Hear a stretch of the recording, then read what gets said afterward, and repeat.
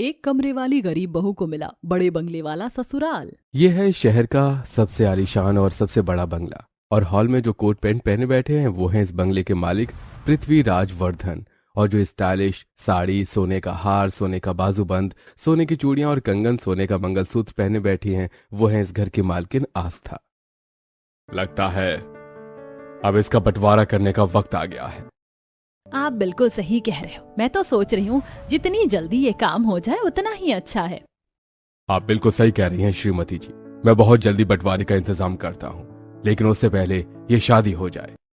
उन दोनों की बातें उनसे कुछ दूर खड़ी स्टाइलिश साड़ी और आस्था जी की तरह ही गोल्ड ज्वेलरी पहने उनकी बड़ी बहू अंजलि सुन रही थी। मैंने तो कभी सपने में भी नहीं सोचा था कि इस हर्षवर्धन बंगले का बंटवारा होगा। मैं ऐसा कभी नहीं होने दूंगी, चाहे इसके लिए मुझे कुछ भी करना पड़े। ये है नेहा और आनंद जो मजदूरी करने जा रहे हैं, और ये सुबह के नाश्ते के झूठे बर्तन लेकर सलवार सूट पहने निकली इनकी बड़ी बेटी स्वाति। अब ये घर के सामने बने ओटले पर ही हमेशा की तरह झूठे बर्तन धोएगी और गंदा पानी भी बहाएगी, जिस वजह से अपने घर के दरवाजे पर खड़ी उसकी पड़ोसन ज्योति। ये तू क्या कर रही है स्वाति? तू बर्तन घर के सामने मत धोया कर, गंदा पानी पूरी रोड पर फैलता और बदबू भी आती है। घर के सामने बर्तन ना धोऊं तो कहाँ धोऊं ज्योति आंटी? मेरे घर के साथ साथ बाथरूम भी छोटा है, उसके अंदर बर्तन धोते नहीं बनते। मेरी मजबूरी समझा करो। भगवान भी कमाल करता है, किसी को हर्षवर्धन जैसे बंगले में पैदा करता है तो किसी को तेरे जैसे गरीब बनाकर भेजता है। भगवान की मर्जी के आगे हम क्या कर सकते हैं ज्योति आंटी? हर्षवर्धन बंगले में रह रहे लोगों का हर काम के लिए एक अलग कमरा है, हर कमरे में एक आलीशान bathroom, inbuilt entertainment room, 3 hall, penthouse, dining hall और ना जाने क्या क्या उस बंगले में। हर्षवर्धन बंगले के बारे में इतना कुछ आपको कैसे पता ज्योति आंटी? मेरे भाई का बेटा वहाँ नौकरी करता है। इधर ज्योति स्वाति को हर्षवर्धन हवेली के बारे में बता रही थी। उधर जिस कंस्ट्रक्शन साइट पर उसके माता पिता नेहा और आनंद काम कर रहे थे, वहाँ ठेकेदार अशोक और बिल्डर संदीप। जैसा मैंने आपको हर्षवर्धन हवेली का मिनी मैप दिया था, ठीक वैसे ही हूबहू छोटी हवेली आपको बनाना है। आप बेफिक्र रहो संदीप जी, आपने जो डिजाइन मुझे दिया है मैं आपको बिल्कुल वैसा ही बंगला बनाकर दूंगा। उन दोनों की बातें सुनकर सिर पर सीमेंट की बोरी रखे नेहा और आनंद। ये हम इस साल की चौथी ऐसी बिल्डिंग पर काम कर रहे हैं जो हर्षवर्धन हवेली की नकल होगी। इतना कहकर वो दोनों अपने काम में लग जाते हैं। 5 बजते ही छुट्टी होने पर नेहा और आनंद अपने घर के लिए पैदल ही निकलते हैं। जब तक वो घर पहुंचते हैं तब तक शाम के 6 बज जाते हैं। उनके घर पहुंचने से पहले ही स्वाति ने घर के कोने में बने चूल्हा स्टैंड पर रखे गैस चूल्हे पर सब्जी और रोटी बना ली थी। मम्मी पापा आप दोनों जल्दी से हाथ मुंह धो लो, तब तक मैं आपके लिए खाना परोसती हूँ। नेहा और आनंद घर के छोटे से बाथरूम में रखे एक बाल्टी पानी से हाथ और मुंह धोकर आते हैं और अपने बेटे अजय और बेटी स्वाति के साथ फर्श पर चटाई बिछाकर उस पर बैठकर खाना खाते हैं। खाना खाने के बाद मैं तो बहुत थक गया हूँ, अब आराम से सोऊंगा। मुझे भी बहुत नींद आ रही है। स्वाति झूठे बर्तन एक तरफ रखकर चटाई के ऊपर ही बिछौना बिछा देती है, जिस पर लेटते ही नेहा और स्वाति गहरी नींद में सो जाते हैं। अजय पढ़ाई करने लगता है, जब तक स्वाति भी सुबह की तरह ही ओटले में झूठे बर्तन धोकर उन्हें गैस स्टैंड के पास रखकर। अजय रात बहुत होगी, चल अब तू भी सो जा, सुबह कॉलेज भी जाना है। स्वाति अपनी माँ के बगल में और अजय अपने पिता के बगल में लेटकर सो जाता है। रात में 2 बजे प्यास की वजह से नेहा की नींद खुल जाती है। तभी वो देखती है कि स्वाति का कुर्ता ऊपर हो गया था और उसका पेट दिख रहा था। स्वाति का कुर्ता नीचे करते हुए, हे भगवान, मेरी पूरी जिंदगी इस गरीबी और मजदूरी में ही बीत गई, लेकिन मेरी बेटी के साथ ऐसा मत करना। उसने अपनी पूरी जिंदगी एक कमरे वाले घर में बिताई है, लेकिन ससुराल उसको ऐसा देना कि जहां कम से कम उसका एक अपना अलग कमरा हो और वो चैन से रह सके। अब ऐसे ही सोचती हुई नेहा सो जाती है। अगली सुबह अपने मम्मी पापा के काम पर और छोटे भाई के कॉलेज जाने के बाद स्वाति घर के सामने वाले ओटले पर कपड़े धो रही थी कि तभी वहां से गुजर रही कार पर उससे गंदे पानी के छींटे पड़ जाते हैं। उसके घर से कुछ दूरी पर कार रुकती है। घबराई हुई स्वाति कार के पास जाकर, मुझे माफ कर दीजिए, गलती से गंदे पानी का छींटा आपकी कार पर पड़ गया, मैं भी साफ कर देती हूँ। कार का दरवाजा खोलकर रॉयल बंगाली साड़ी और बंगाली गोल्डन ज्वेलरी पहने अंजलि बाहर निकलती है। अरे आप तो हर्षवर्धन हवेली की बड़ी बहू अंजलि जी हैं, प्लीज मुझे माफ कर दीजिए। आप इतना घबरा क्यों रही हो? मैंने तो आपको कुछ कहा भी नहीं और कार पर सिर्फ गंदा पानी ही तो पड़ा है, कौन सा कोई बड़ा नुकसान हो गया, आप शांत रहिए। मैंने जैसा सुना था हर्षवर्धन हवेली की बहू बिल्कुल वैसी है, एकदम सभ्य और शांत। तभी वहां अजय प्लाई लेकर पहुंचता है। दीदी देखो मैं तुम्हारे लिए क्या लाया हूँ। तू तो कॉलेज गया था ना, और ये क्या उठा लाया? अरे दीदी मैं कॉलेज ही जा रहा था, लेकिन रास्ते में पड़ने वाली कबाड़ी की दुकान में ये बहुत सस्ते कीमत पर बिक रही थी, तो मैं इसे तुम्हारे लिए ले आया। अब ना हमारा जो एक कमरे का घर है उसी में 2-2 कमरे हो जाएंगे। तू कहना क्या चाहता है, मैं समझी नहीं हूँ। मैं कह रहा हूँ कि मैं इस प्लाई से कमरे के बीच में एक पार्टीशन बना दूंगा, जिससे ना तुम्हारे लिए एक अलग कमरा बन जाएगा। तुम वहाँ आराम से रह सकते हो, जो चाहे वो कर सकते हो, तुम्हारी प्राइवेसी बनी रहेगी। तू पागल है क्या? मेरे होते हुए एक कमरे के घर के 2 कमरे नहीं होंगे। जैसे हम एक साथ रहते आए हैं, एक साथ खाते हैं, सोते हैं, उठते हैं, बैठते हैं, जब तक मैं इस घर में हूँ तब तक ऐसा ही रहेगा। हम सब एक साथ ही रहेंगे। स्वाति की बातें सुनकर अंजलि उससे इम्प्रेस हो जाती है। ये लड़की भले ही गरीब है, लेकिन इसकी सोच कितनी अच्छी है, ये मेरे काम आएगी। सोचती हुई अंजलि कार में बैठकर वहां से हर्षवर्धन हवेली चली जाती है। वहां हॉल में कोट पैंट पहने पृथ्वीराज स्टाइलिश साड़ी और उसी की मैचिंग गोल्डन ज्वेलरी पहने आस्था सोफे पर बैठे आईपैड में लड़कियों के बायोडेटा अपने बेटे आयुष्मान को दिखा रहे हैं। वो भी पैंट शर्ट पहने बैठा है, फोटो स्लाइड करते हुए आस्था। ये लड़की अच्छी नहीं है, ये लड़की भी अच्छी नहीं है। ये ओबरॉयज की लड़की है, लेकिन ये लोग बहुत घमंडी हैं। ये तो सिंघानिया की बेटी रूबी है। ये लोग कुछ ज्यादा ही मॉडर्न ख्यालों के हैं। हमें अपने घर में ऐसी लड़की नहीं चाहिए। उन लोगों की बातें सुनकर उनके पास जाकर अंजलि, सासू माँ अगर आप कहो तो मैं एक रिश्ता बताऊं। मैंने आज एक लड़की देखी जो इस घर की बहू बनने लायक है। तो फिर जल्दी बताओ बहू, देर क्यों कर रही हो? इसलिए क्योंकि वो लड़की हमारे जैसी रईस नहीं है, बहुत गरीब है। अगर आपको पसंद आए तो वो इस घर की बहू बन सकती है। बहू? तुम जानती हो ना कि हमारे घर का स्टैंडर्ड क्या है, फिर तुम एक गरीब लड़की को? हाँ बहू, अपने स्टेटस का तो ख्याल करो। उन लोगों की बातें सुनकर अंजलि की नंद रत्ना भी स्टाइलिश गाउन पहने वहां आती है। भाभी जी आप जानती हो ना हर्षवर्धन हवेली के स्टैंडर्ड के बारे में। अगर गरीब घर की बहू आ जाएगी, मतलब मेरी भाभी बन जाएगी, तो फिर मैं उसे अपने फ्रेंड से कैसे इंट्रोड्यूस करवाऊंगी? क्या कहूंगी उनसे कि वो किस फैमिली से बिलोंग करती हैं? भाभी जी आप रॉयल फैमिली से हैं, आपको इस घर का रहन सहन पता है। मुझे गरीब घर की लड़की नहीं चाहिए, मुझे तो अपने ही लेवल की पत्नी चाहिए। देखिए, अमीर घर में पैदा होना और गरीब घर में पैदा होना सब किस्मत की बात है। आप अमीर घर में पैदा हुए, आपकी किस्मत, और वो गरीब घर में पैदा हुई, वो उसकी किस्मत। लेकिन अगर वो इस घर की बहू बनकर यहाँ आ जाएगी तो हम एक गरीब लड़की की जिंदगी संवार देंगे। और इस बात की मैं गारंटी लेती हूँ कि उसे यहाँ का रहन सहन सब अच्छी तरह से मैं सिखा दूंगी। लेकिन बहू, उसकी खानदान, फैमिली, पापा जी, वो लड़की एक बार हर्षवर्धन खानदान से जुड़ जाए, वो भला किसी खानदान की पहचान की मोहताज कहाँ रहेगी? फिर तो वो भी हर्षवर्धन खानदान के नाम से जानी जाएगी। बात तो तुम बिल्कुल सही कह रही हो बहू, लेकिन शादी तो आयुष्मान को करनी है, वो बताएगा क्या करना है। भाभी जी आप अगर कोई फैसला आपने लिया है तो सोच समझ कर ही लिया होगा, इसलिए भाभी जी जो कहेंगी मैं वो करूंगा। ठीक है बहू, तुमने अगर कोई लड़की पसंद की है तो फिर तुम ही उसके घर वालों से रिश्ते की बात कर लो। फिर तो मैं आज ही रिश्ते की बात पक्की कर लूंगी। अंजलि स्वाति के घर के लिए निकलती है। स्वाति के मम्मी पापा वहीं फटे पुराने कपड़े पहने कंस्ट्रक्शन साइट पर सीमेंट की बोरियां सिर पर रखे अपने 2 साथियों ललित और लखन की बात सुन रहे हैं। मैंने सुना है अब हर्षवर्धन बंगले के छोटे बेटे के लिए लड़की देखी जा रही है। अरे इसका मतलब जैसे उसके बड़े भाई की शादी हुई थी, वैसे ही उसकी शादी में भी उसके माता पिता गरीबों को दान करेंगे। वो दोनों आपस में बातें कर ही रहे थे कि तभी वहां अंजलि की कार आकर रुकती है। कार से उतरकर अंजलि, एक्सक्यूज मी, क्या आप लोग मुझे बता सकते हैं कि नेहा जी और आनंद जी इस वक्त मुझे कहाँ पर मिलेंगे? अरे ये तो हर्षवर्धन खानदान की बहू है, भला इन्हें नेहा और आनंद से क्या काम?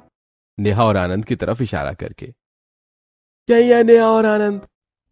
मैं आपसे मिलने आपके घर गई थी तो आपकी बेटी से पता चला कि आप यहाँ मजदूरी कर रहे हैं, तो मैं आपसे मिलने यहीं चली आई। मुझे आपसे बहुत जरूरी काम है। जी मेम साहब, बताइए आपको हमसे क्या काम है? देखिए, मैं घुमा फिरा के बात नहीं करूंगी। मैं अपने देवर के लिए आपकी बेटी का हाथ मांगने आई हूँ।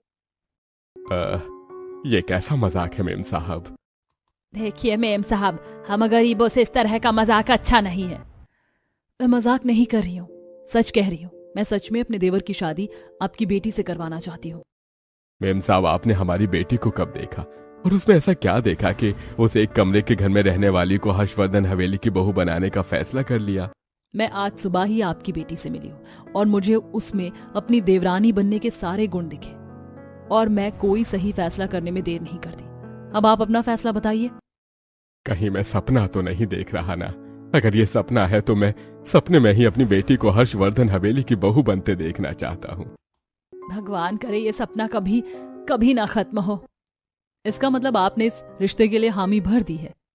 किस्मत एक गरीब का दरवाजा खटखटाए और वो गरीब दरवाजा न खोले, ऐसा कभी हो सकता है क्या? ठीक है, फिर मैं आज से ही हर्षवर्धन हवेली में शादी की तैयारियां शुरू करवाती हूँ। और हाँ, आपको शादी में होने वाले खर्च की चिंता करने की कोई जरूरत नहीं। इस शादी का खर्चा हर्षवर्धन खानदान ही उठाएगा। हर्षवर्धन बंगले को वहां के नौकर संतोष, काजल, मुस्कान, अजय और रोहन फूलों की माला से सजाने लगते हैं। गार्डन की घास लॉन मोवर से कट करते हैं। पूरी हवेली में लाइट्स लगाते हैं। नौकरों को काम करता देख डिजाइनर साड़ी और उसी की मैचिंग गोल्डन ज्वेलरी पहने अंजलि। सारी तैयारियां अच्छे से होनी चाहिए। मेरे इकलौते देवर की शादी है, कुछ कमी नहीं रहनी चाहिए। तभी वहां अंजलि का पति विवेक आता है। अंजलि, तुम बेवजह ही परेशान हो रही हो। सब तैयारियां प्लान के हिसाब से ही चल रही हैं। सुबह से लगी हुई हो, थोड़ा आराम कर लो। अभी मैं आराम कैसे कर सकती हूँ विवेक? अभी मुझे शादी की शॉपिंग के लिए जाना है। अच्छा ठीक है, तुम यहाँ ध्यान रखो, मैं सासू माँ के साथ शॉपिंग करने जा रही हूँ। अंजलि अपनी सास को साथ लेकर कार से शहर के सबसे अच्छे ज्वेलर से स्वाति के लिए सोने की ज्वेलरी जैसे कमरबंद, बाजूबंद, मंगलसूत्र, नाक की नथ, कान के झुमके, हार, कंगन, चूड़ियां, अंगूठियां, पायल और बिछिया खरीदती है।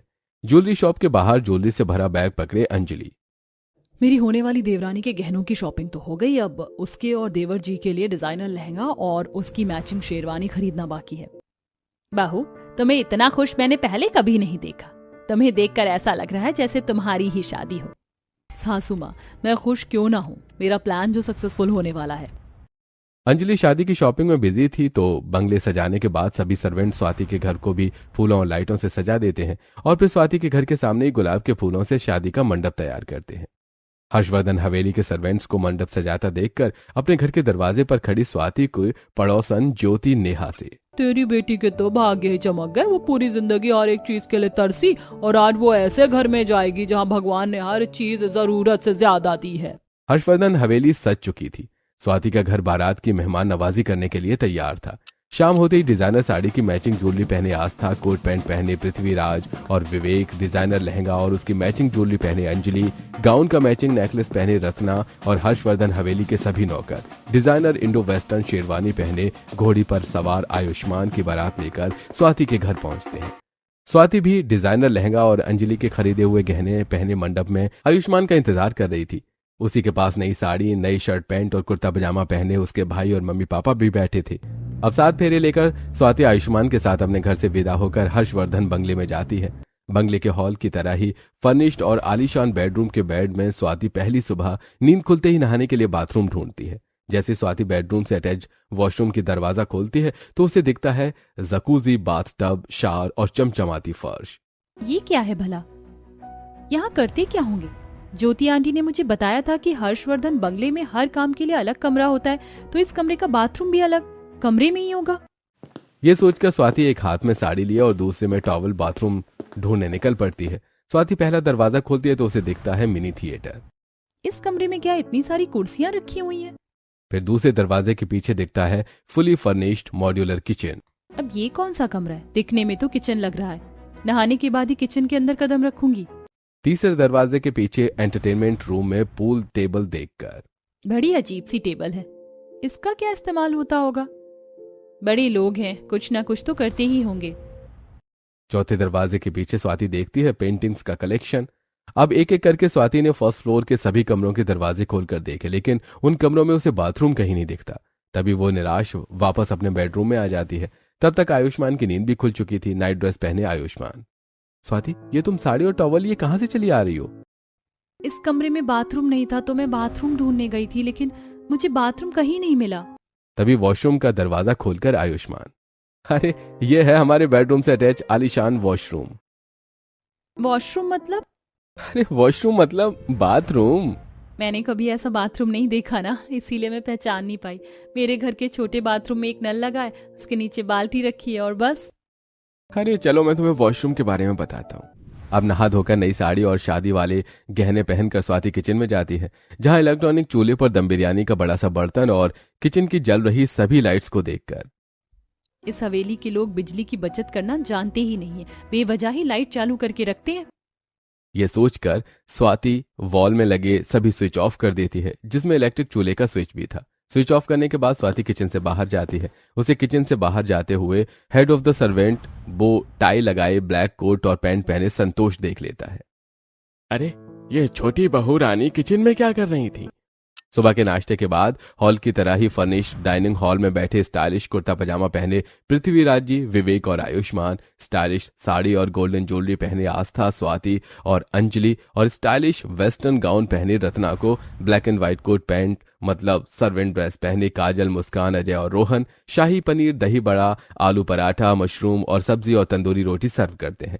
लास्ट में संतोष सबको दम बिरयानी सर्व करता है। दम बिरयानी का पहला बाइट लेते ही पृथ्वीराज जी, अरे आप इस हवेली के सबसे भरोसेमंद और सबसे पुराने सर्वेंट हैं, और आप ही से इतने स्पेशल ओकेजन पर गलती हो गई। कौन सी गलती सर? आपकी बनाई ये दम बिरयानी अच्छे से नहीं पकी। ये कैसे हो गया? ध्यान रहे आगे से ऐसी गलती ना हो। संतोष को डांट पड़ती देखकर उसके नीचे काम कर रहे सभी सर्वेंट उस पर हंसते हैं। तभी स्वाति की तरफ देखकर संतोष, मैंने इसे किचन से बाहर निकलते हुए देखा था, जरूर इसी ने स्विच ऑफ किया होगा। इस लड़की की औकात मेरे सामने खड़े होने तक की नहीं है, और आज इसकी वजह से मुझे पहली बार डांट पड़ी, और ये सब भी मुझ पर हंस रहे हैं। मैं अब इसे इसकी औकात दिखाऊंगा।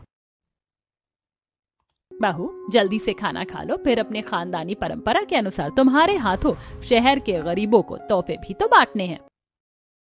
न जाने तुम्हारे हाथों आज किस किस की किस्मत चमकेगी। तोहफे पाने की उम्मीद में सुबह से ही शहर के लोग हर्षवर्धन बंगले के गार्डन में इकट्ठा होने लगे थे। लंच करने के बाद पृथ्वीराज जी अपनी छोटी बहू स्वाति के हाथों उन्हें प्रॉपर्टी के पेपर, सोने के सिक्के और कपड़े बंटवाते हैं। उस भीड़ में मैले कपड़े पहने शामिल ललित और लखन को स्वाति प्रॉपर्टी के पेपर देती है। इस हवेली के लोग सच में बहुत बड़ा दिल रखते हैं, मेरी तो किस्मत ही खुल गई। अरे भगवान करे इस हवेली में हमेशा खुशियां बनी रहे और हम जैसे गरीबों का भला होता रहे। जिस समय स्वाति गरीबों लोगों को तोहफे बांट रही होती है, उसी समय अंजलि के कमरे में जाकर आयुष्मान, भाभी जी आप ही ने मेरी शादी एक कमरे के घर में रहने वाली लड़की से करवाई है। अब आप ही उसे इस घर के तौर तरीके सिखाइए। उसे कुछ भी नहीं आता है, सुबह बाथरूम ढूंढ रही थी। आप चिंता मत करिए देवर जी, मैं अपनी देवरानी जी को सब सिखा दूंगी। लोगों को तोहफे बांटकर स्वाति के फ्री हो जाने के बाद संतोष को साथ लेकर अंजलि स्वाति को हर्षवर्धन बंगले के हर एक कमरे में ले जाकर उसके बारे में बताती है। शुरुआत हॉल की लाइटिंग से करती है। स्वाति को हॉल ले जाकर अंजलि ताली बजाती है तो लाइट हॉल की ऑन हो जाती है। ये देखो देवरानी जी, ये हमारे घर की लाइटिंग है जो आवाज से भी चलती है, ताली से भी और बोलने से भी ऑन और ऑफ होती है। तभी स्वाति को मिनी थिएटर ले जाकर अंजलि, देवरानी जी ये है इस घर का मिनी थिएटर। यहाँ पूरा परिवार एक साथ बैठकर लेटेस्ट रिलीज मूवीज और वेब सीरीज देखते हैं। तुमने डाइनिंग हॉल तो देख ही लिया है, अब मैं तुम्हें बंगले की लिफ्ट दिखाती हूँ। स्वाति को हॉल में लगी लिफ्ट के पास ले जाकर अंजलि, यह है इस हवेली की लिफ्ट, बटन दबाओ और हवेली के किसी भी फ्लोर में आओ जाओ। इस तरह अंजलि स्वाति को हवेली के हर कमरे में ले जाकर वहां की हर एक फैसिलिटी जैसे गेमिंग, एंटरटेनमेंट और रिलैक्सेशंस के बारे में बताती है और इसके इस्तेमाल के बारे में भी बताती है। और फिर हॉल में आकर अंजलि से स्वाति, जेठानी जी इतनी सारी मशीनों और लाइट्स में काफी बिजली खर्च होती होगी ना? अब बिजली के बिल की चिंता मत करो देवरानी जी, बस हर्षवर्धन बंगले की सभी फैसिलिटीज का मजा लो। उन दोनों से कुछ दूरी पर खड़ा स्वाति की बात सुनकर संतोष, बिजली बचाने का बहुत शौक है ना तुझे, मैं अब तुझे बताता हूँ। अंजलि कहाँ हो, जरा रूम में आना। अब संतोष जी आपको बंगले का गार्डन दिखाएंगे। देवरानी जी मेरा बुलावा आ गया। अंजलि के वहां से जाने के बाद संतोष, यही सही मौका है अपनी बेइज्जती का बदला लेने का। छोटी बहू ये लिफ्ट ना हमेशा चालू रहती है, बहुत बिजली खाती है, इस्तेमाल ना होने पर इसे बंद कर देना चाहिए, लेकिन मैं तो नौकर हूँ, बिना मालिक की इजाजत के बंद नहीं कर सकता। संतोष की बात सुनकर स्वाति लिफ्ट का बटन बंद कर देती है। उसके बाद संतोष स्वाति को वहां से लेकर गार्डन की तरफ जाता है। उस वक्त लिफ्ट में आस्था जी और पृथ्वीराज जी थे लिफ्ट के अंदर से। अरे ये लिफ्ट किसने बंद की, कोई है? लिफ्ट चालू करो। पृथ्वीराज की आवाज सुनकर संतोष गार्डन से भागकर हॉल में लगे लिफ्ट के पास आकर लिफ्ट का बटन ऑन करता है। लिफ्ट नीचे आने के बाद लिफ्ट से बाहर निकलकर पृथ्वीराज जी और आस्था जी, ये लिफ्ट किसने बंद की थी संतोष जी? अरे सर, लिफ्ट का बटन छोटी बहू रानी ने बंद कर दिया था, मैंने अपनी आंखों से देखा है। बहू ने ऐसा क्यों किया होगा? पहला तीर तो निशाने पर लगा, अब दूसरे की बारी है। किचन में इलेक्ट्रॉनिक स्टोव पर रखे बर्तन में चाय उबल रही थी। संतोष वहीं पास ही खड़ा हुआ था। तभी संतोष को ढूंढती हुई स्वाति वहां आती है। आप मुझे गार्डन में अकेला छोड़कर यहाँ क्यों आ गए संतोष जी? छोटी बहू रानी, आपने जिस समय लिफ्ट का बटन बंद किया था उस समय लिफ्ट में आपकी सास और ससुर जी थे। वो बहुत घबरा गए थे। उन्हें अब चाय पीनी है तो बस वही बना रहा हूँ। इतना बोलकर संतोष सिंक में रखे झूठे बर्तन धोने लगता है। अरे, मैं चाय में शक्कर डालना तो भूल ही गया। बिना शक्कर की चाय कौन ही पिएगा। संतोष की बात सुनकर स्वाति चाय में शक्कर डालकर किचन से अपने रूम में चली जाती है। संतोष वही चाय छान कर हॉल में बैठे पृथ्वीराज जी और आस्था जी को लेकर जाता है। चाय का पहला घूंट पीते ही पृथ्वीराज जी, आपको तो पता है ना संतोष जी, मुझे डायबिटीज है, फिर चाय में शक्कर क्यों डाली? अरे, मैंने तो नहीं डाली सर, ये काम आपकी छोटी बहू का है। छोटी बहू, हॉल में आओ। पृथ्वीराज की आवाज सुनकर कुछ ही देर में स्वाति हॉल में उनके पास आती है। बहू, तुम्हें चाय में शक्कर डालने को किसने कहा था? किसी ने नहीं पापा जी, मैंने तो बस संतोष जी की मदद। इस हवेली में इतने सारे नौकर हमारे काम करने के लिए ही है, तुम्हें उनकी मदद करने की कोई जरूरत नहीं है। तुम्हारी वजह से हम लिफ्ट में फंस गए थे और अभी तुमने चाय में शक्कर डाल दी। अब तुम्हें अपने तरीके बदलने होंगे। अपने ससुर की बातों की वजह से स्वाति की आंखों में आंसू आ जाते हैं। अरे वाह, मुझे तो मजा आ गया, अब अगली चाल की बारी है। अब ऐसे ही सोचता हुआ संतोष वहां से चला जाता है। वहीं अंजलि स्वाति को हवेली के सभी तौर तरीके, जैसे कैसे रहना है, कैसे उठना है, कैसे बैठना है, कैसे खाना है, कैसे बात करना है, ये सब सिखा देती है। उसे स्टाइलिश भी बना देती है। स्वाति अंजलि को बड़ी बहन मानने लगती है और उसकी हर बात मानती है। एक दिन हॉल में बैठे बनारसी साड़ी और उसकी मैचिंग ज्वेलरी पहने आस्था और कोट पैंट पहने पृथ्वीराज जी और आयुष्मान। अब तुम्हें जाना होगा, आखिर कब तक इंतजार करोगे? हाँ ठीक है, मैं बहुत ही जल्द स्वाति को अपने साथ ले जाऊंगा। आप सारे पेपर वर्क कंप्लीट करवा दीजिए। वो तीनों जब आपस में बातें कर रहे थे तभी वहां अंजलि आ जाती है, लेकिन सिर्फ अधूरी बात सुनकर भागकर स्वाति के रूम में जाती है। उस समय स्वाति अपने रूम में आईने के सामने खड़ी साड़ी पहने ज्वेलरी पहन रही थी। चाहे कुछ भी हो जाए, सासू माँ या पापा जी जो कुछ भी कहे, तुम यहाँ से कहीं भी जाने को तैयार मत होना। उनसे साफ कह देना कि मैं ये घर छोड़कर कहीं नहीं जाऊंगी। आखिर हुआ क्या जेठानी जी, आप इतना घबराई हुई क्यों हैं? बस इतना समझ लो देवरानी जी, मैं तुम्हें इस हवेली में जिस काम के लिए लाई थी, अब वो काम करने का वक्त आ गया है। छोटी बहू, जरा हॉल में आना, तो कुछ जरूरी बात करनी है तुमसे। आस्था जी की बात सुनकर स्वाति के साथ अंजलि भी हॉल में जाती है। बहू, तुम्हारी शादी को काफी टाइम हो गया है, लेकिन अब तक तुम कहीं बाहर घूमने नहीं गई। बताओ कहाँ जाओगी? स्विट्जरलैंड या ऑस्ट्रेलिया या फिर अमेरिका? मैं ये घर छोड़कर कहीं नहीं जाऊंगी। जिसे जो करना है कर ले, मैं कहीं नहीं जाऊंगी। बहू, ये तुम कैसे बिहेव कर रही हो? ये कैसी जिद है? मुझे जेठानी जी ने हवेली से बाहर जाने से मना किया है, इसीलिए मैं यहाँ से बाहर कहीं नहीं जाऊंगी। बड़ी बहू, तुमने छोटी बहू से ऐसा क्यों कहा? पापा जी, मैंने आपकी और सासू माँ की सारी बातें सुन ली थी। मैं इस हवेली का बंटवारा हरगिज नहीं होने दूंगी, चाहे उसके लिए मुझे कुछ भी करना पड़े। ये तुम क्या कह रही हो? बड़ी बहू, ऐसा हमने कब कहा? मैंने उस दिन आपकी बातें सुनी। आप कह रहे थे बंटवारा कर देंगे, अलग कर देंगे। अच्छा, तुम उस दिन की बात कर रही हो। उस दिन मैं और तुम्हारे ससुर जी एक साथ नॉवेल पढ़ रहे थे। एक लाइन में वो पढ़ रहे थे, दूसरी में मैं। शायद वही तुमने सुना होगा। हम बंटवारा कर देंगे, अलग कर देंगे। सही कहा ना बहू? हाँ, मैंने यही बात सुनी थी। तुम भी ना बहू कुछ भी सोच लेती हो। हमसे एक बार तो बात कर लेती। मैंने सोचा आप दोनों हर्षवर्धन बंगले के बंटवारे की बात कर रहे हो, और मैं नहीं चाहती थी कि बंगले का बंटवारा हो, इसीलिए मैंने एक कमरे वाली गरीब लड़की को अपनी देवरानी बनाया। ये तुमने क्या किया बहू? अंजलि स्वाति से अपनी पहली मुलाकात के बारे में सबको बताती है। स्वाति उस दिन घर का बंटवारा ना करने की बात कर रही थी। उसकी इसी बात से इम्प्रेस होकर मैंने इसे अपनी देवरानी बना लिया ताकि हर्षवर्धन हवेली का बंटवारा ना हो सके। मैं बेवजह ही खुश हो रही थी कि मुझे इतना बड़ा परिवार मिला, सब इतना प्यार करते हैं। मेरी जेठानी मुझे छोटी बहन मानती है, लेकिन मुझे नहीं पता था कि जेठानी जी मेरा इस्तेमाल कर रही हैं। मुझे माफ कर दो देवरानी जी, मैं सच में आपको अपनी छोटी बहन मानती हूँ। अब जब मुझे पता चल गया कि मुझे इस हवेली में किस लिए लाया गया था, तो मुझे लगता है कि यहाँ मेरा रहना ठीक नहीं होगा। ये तुम क्या कह रही हो देवरानी जी? वैसे भी यहाँ के नौकर भी मुझसे ज्यादा हैसियत रखते हैं। मैं जानती हूँ कि संतोष जी मुझे पसंद नहीं करते। उस दिन मेरी गलती की वजह से उन्हें डांट पड़ी, जिस वजह से वो आप सबकी नजरों में मुझे गिराने की कोशिश कर रहे थे। मैं सब जानती हूँ, लेकिन उनकी उम्र का लिहाज करके मैंने कभी कुछ नहीं बोला। वहीं पास ही खड़ा संतोष स्वाति की सारी बातें सुन रहा था। तभी स्वाति के पास आकर संतोष, मुझे माफ कर दो छोटी बहू रानी जी, मुझसे बहुत बड़ी गलती हो गई। मैंने आपको बहुत गलत समझा। इस हवेली में रहकर भूल गया था कि मैं भी एक नौकर ही हूँ। मुझे किसी से कोई शिकायत नहीं है। मुझसे कोई गलती हो गई हो तो मुझे आप सब माफ कर देना। देवरानी जी, जो हुआ वो मेरी गलतफहमी की वजह से हुआ, लेकिन अब तुम इस घर की बहू हो। बड़ी बहू एकदम ठीक कह रही है। छोटी बहू, अब तुम भी हर्षवर्धन हवेली की बहू हो और यहाँ से कहीं नहीं जाओगी। भले ही एक गलतफहमी की वजह से एक कमरे के घर में रहने वाली बड़े बंगले की बहू बन गई थी, लेकिन बड़े बंगले में रहने वालों ने बड़ा दिल दिखाकर उसे अपने खानदान का हिस्सा मान लिया